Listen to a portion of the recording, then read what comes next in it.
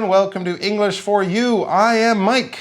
And I'm Sam. And today it's day 3 of our look at Bram Stoker's story about Dracula. Well, kind of a story about Dracula. We have a main character who is visiting Germany, and he's making bad decision after bad decision. And now he's in an abandoned village filled with dead people on a very stormy night. And he's in a tomb.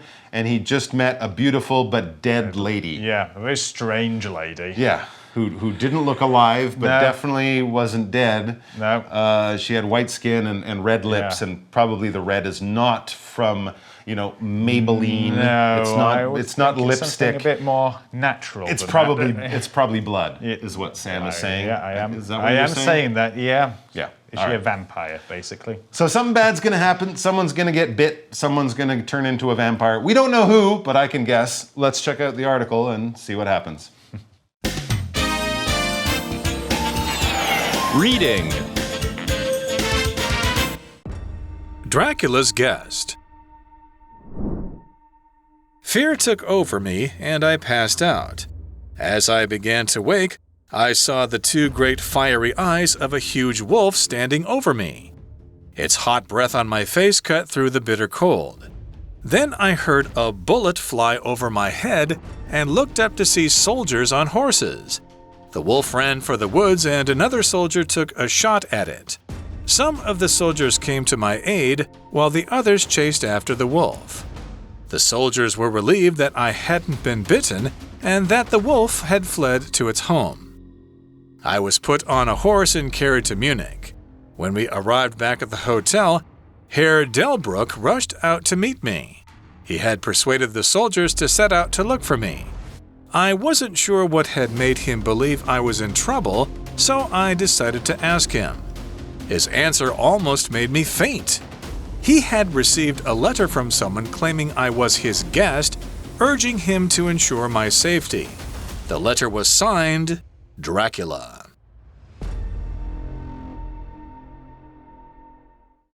All right, so our story for today really continues exactly from yesterday. The guy entered the tomb. It was a terrible storm. He went into the tomb, and there he saw a beautiful lady, red lips, probably blood, and she wasn't alive, and she wasn't dead. And so what happened? Well, fear took over me, and I passed out. Oh, great.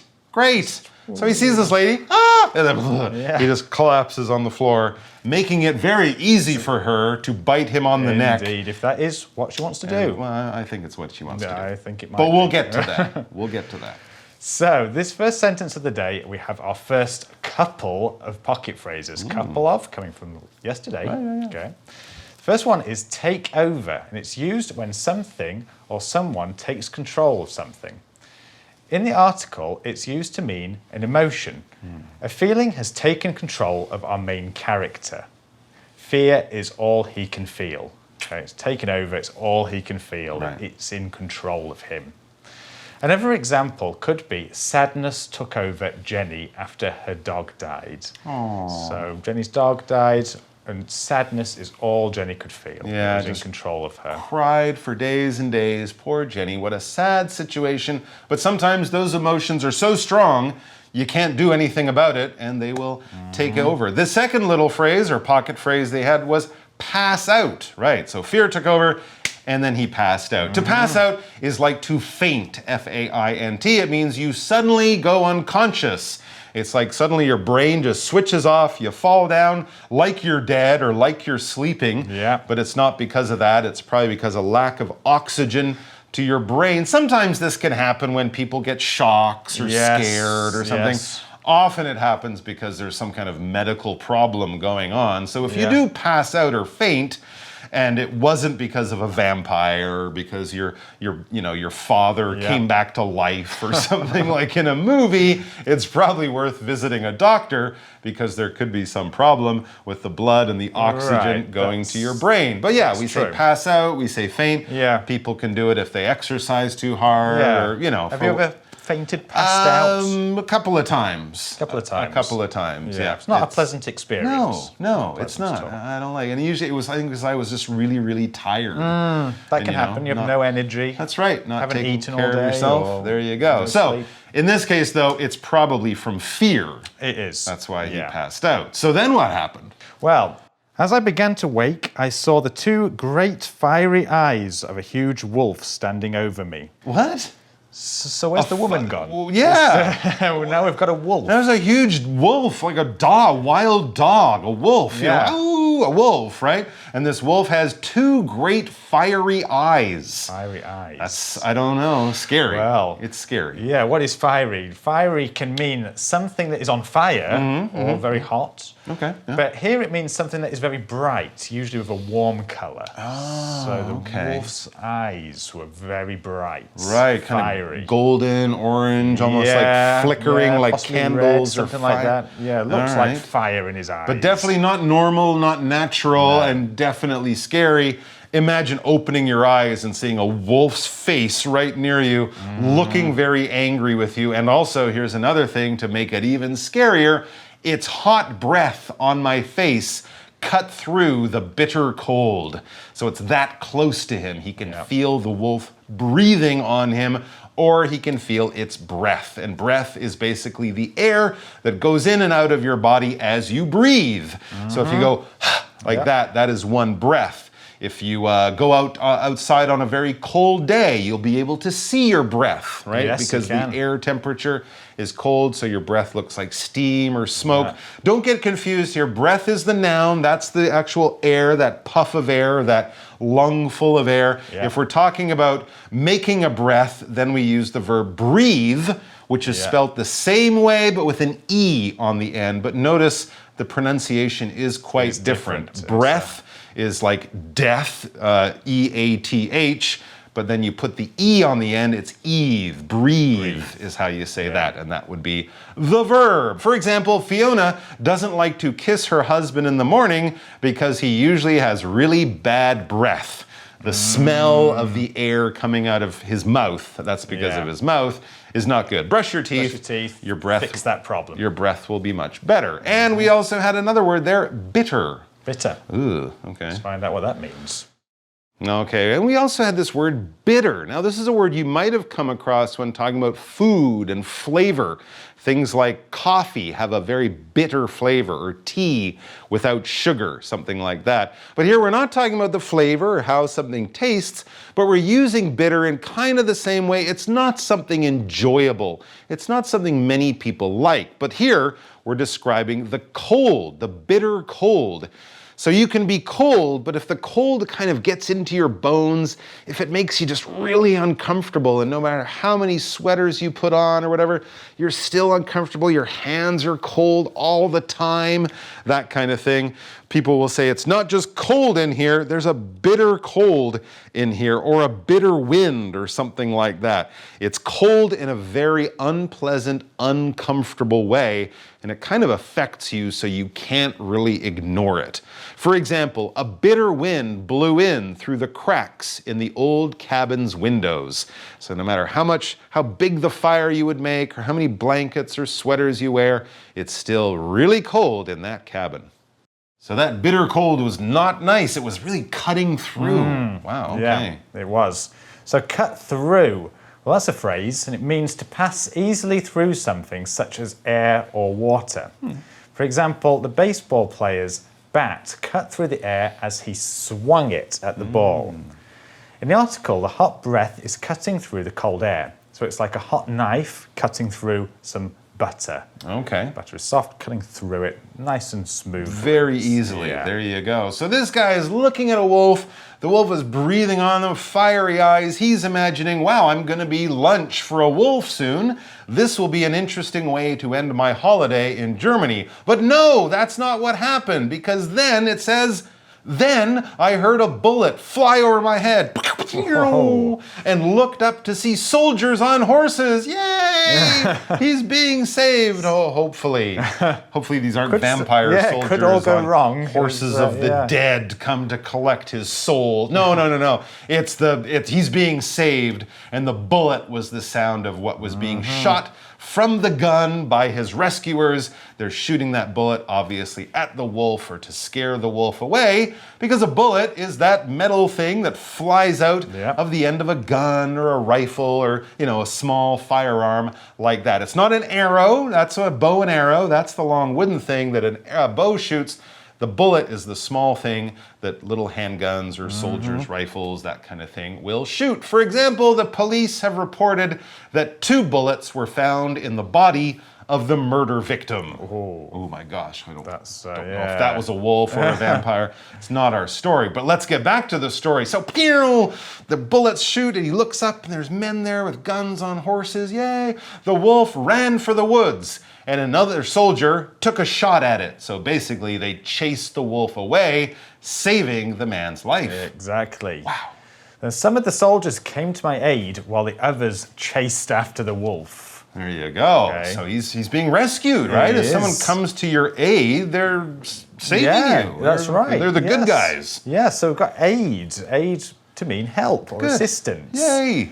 All right. So if you aid somebody, you are literally helping them. So there was an old lady outside who dropped her bags all over the floor. You might want to aid them. You want to help them pick up those bags and give them some assistance. I would want that if I was an old lady too. All right. Do we have an example sentence? We do indeed, yes.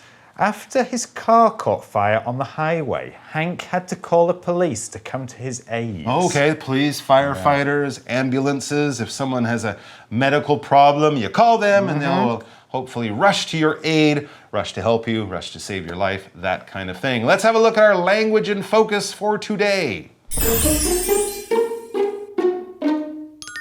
So, for today's grammar pattern, we have some of the others. Okay, this can be a tricky bit of grammar to understand, but first we need to know that to use it there must be a total number of something. We don't know how many soldiers are there in the story, but let's imagine there are 6. Some of the soldiers came to my aid, so maybe some of means 3 or 4. We know it's more than 1 or 2 because otherwise we'd just say 1 or 2, or if it was 2, a couple. And we know it's not all the soldiers, so likely it's just 3 or 4. Then the others, which is the second part of the grammar, is the rest of the soldiers. So the rest of the soldiers chased after the wolf. If we want to add a third group, we would use the pattern some of something, others something, and then the others. For example, let's imagine I have a group of friends. Some of my friends play video games, others play soccer, and the others play music. If we want to be less specific about a group or talk about a bigger group, we can use the same pattern but drop the. For example, some people eat meat, others don't eat meat. We can add a third group by using still others for the final group. For example, some cars are red, others are blue, and still others are black. All right, and then we learned that not only were these soldiers happy to save the man, they were also happy that the man still seemed to be a man. He hadn't changed in any scary way. As it says, the soldiers were relieved that I hadn't been bitten and that the wolf had fled to its home. And of course here, when he means be bitten, he doesn't mean like eaten like a wolf might eat you. He means bitten and turned into some undead creature, a vampire. He must consider himself the luckiest man alive. Very, very lucky. And when you feel lucky, especially when you've avoided some kind of danger or terrible situation, oh, that was close. For you, you feel relieved. That's basically when the scary thing, the pressure, the stress, it goes away and oh, okay, it's going to be okay, or that's over, or I'm okay, nothing terrible happened. You feel this great lightness in your feelings, like your problems have just flown out the window and everything is going to be okay. Yeah. So there he is. He's relieved to be alive. They're relieved that he wasn't turned into a vampire. And I guess only the wolf is not relieved because he's still hungry. But right. Too bad. Exactly. That's what happens when you flee, Mr. When Wolf. you flee. So to flee simply means to run away from something. So the wolf ran away from the soldiers to its home. Yeah, if you flee, you're running away from danger or something scary, something that could put you in a bad situation. And I guess this man is going to flee this part of Germany soon. I would have fled a long time ago if I were him. If he's smart, or it seems the soldiers are going to make him flee.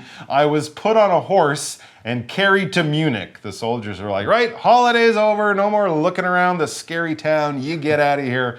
Otherwise, we'll have to come back and save you again, and we don't want to do that. No. So he was okay. And then it says, when we arrived back at the hotel, Herr Delbrück rushed out to meet me and say, I told you to come back before sundown. But it seems that this host of the hotel, Herr Delbrück, was very happy to see our writer because he rushed out to see him. And when you rush, you hurry, you do something quickly. It could be running instead of walking. Of course, that is one way to rush.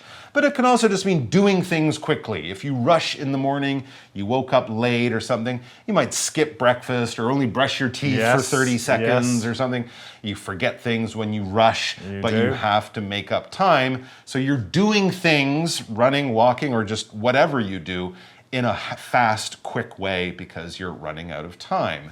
Right. All right, if you're making this recipe for the first time, take it slowly and don't rush. You don't want to make any mistakes because, when you do things and you rush, it's more likely that you will make a mistake. Mistakes, yeah.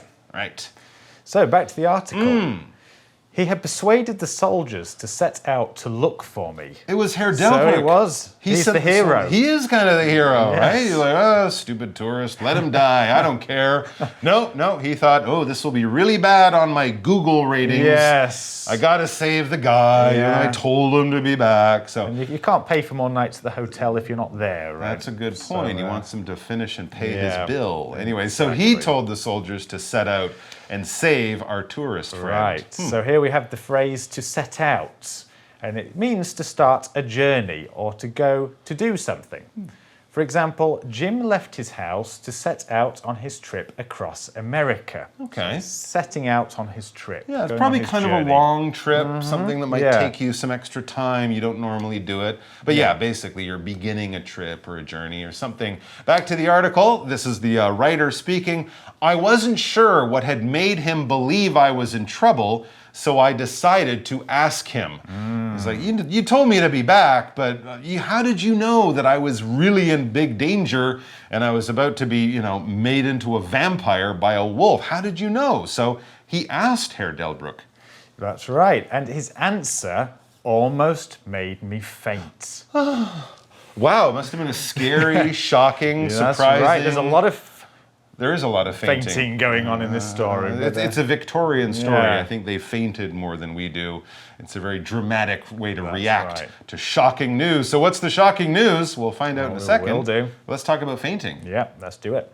So this word faint is the same meaning as something we looked at earlier, to pass out. And it means to suddenly become unconscious for a short time, and usually fall to the ground. So that happens when you're scared, like we said earlier. And an example could be the runner was so tired at the end of the marathon that he fainted as soon as he crossed the line. So yes, how did Herr Delbrück know that the writer of the story was in such danger? Well, this is actually interesting. And remember, this is the news that caused our writer to faint. So what happened to Herr Delbrück? Well, that's Herr Delbrück. He had received a letter from someone claiming I was his guest, urging him to ensure my safety. Interesting. That's mysterious. Who is this? Who is the mysterious person who is saying that the writer is his guest? Well, He definitely wanted him to be safe because we also read there he was urging him to ensure his safety. If you urge someone to do something, you're basically using your words and maybe your emotions too to really get them to do something. You're saying not just, I think you should do this. No, stronger than that. I really think you should do this. If you don't do this, you're going to feel bad about it tomorrow. If you were asking me, I would tell you to do it. If it was me and I was you, I would definitely do it. So come on, just go and do it. I'm really trying to get you to listen to what I'm saying. I'm really trying to use passion and enthusiasm to get you to follow this advice or whatever. Right. And to ensure means that something happens to make sure that it happens. Okay, that's kind of hard to understand. But when you ensure something, you do something to make that thing happen. You gotta make sure it happens. Kind of like guarantee, right? We could also say, ensure that you're at the airport before your plane leaves. Otherwise, you're in big trouble. And who was this letter from? The letter was signed Dracula. It was signed by the most famous vampire of all the vampires, Mr. Dracula. So he was kind of watching the hero of our story, maybe planning to eat him for dinner, who knows what. But there you go. So Dracula's involved. Been saved for another day. Exactly. Perhaps to meet his fate later. Right, and when Dracula's involved, strange, mysterious, and scary things will probably happen. All right, well, there's still a happy ending, kind of. Kind of, for now. That was nice. Let's check out our chat question before we wrap up for today. For You Chat. All right, our chat question is all about the, not hero, but one of the sort of mysterious character in our story, the famous Dracula. The famous Dracula, right. Because he's famous, you might know something about him. I think so, maybe. So what do you know about the story of Dracula? Okay, well, this is a fictional character. It's kind of based on someone from history, but really they just kind of stole the name, right? From Vlad the Impaler or his son. But really, we're talking about this main character in Bram Stoker's famous vampire novel from the 1800s. Dracula is a count. He lives in Transylvania, which is in Romania. He's kind of mysterious. He drinks blood. He's not a fan of garlic. He doesn't like crosses. He can turn himself into a wolf, a bat, or a cloud of fog or smoke. And quite a guy then. And he sleeps in a coffin. He can't see the sun, and he lives forever. Wow. Yeah, and he dresses really nice. Yeah. He's got a nice sense of style. So there you go. There's a little bit about Dracula. If you want to know more, there's about 400 movies out there with this character that you can watch or other vampires. Really is. There's lots of fun, and you can enjoy a whole universe of vampire and Dracula stories, books, movies. I'm sure there's rock bands that write songs about Dracula. He's a very well-known guy. Called Dracula. Absolutely. So check it out. I'm sure you'll enjoy yourself while you scare yourself silly. And don't blame us if you can't fall asleep. Until then, next time, see ya. Bye. Bye. Vocabulary Review. Breath. Sometimes in very cold weather, you can see your breath. It looks like smoke. Bitter. You should wear a thick jacket to keep you warm in this bitter wind. Bullet. The police fired some rubber bullets at the crowd that gathered outside the government building. Aid. Quick, help that hurt soldier over there. He really needs your aid to take care of his wounds. Rush. Tommy needed to mail the package that day, so he rushed to the post office before it closed. Faint. Tim is afraid of spiders, so when he saw a big one, he fainted and fell on the floor. 智慧小补帖 Fiery. Relieved. Flee. Urge. Ensure.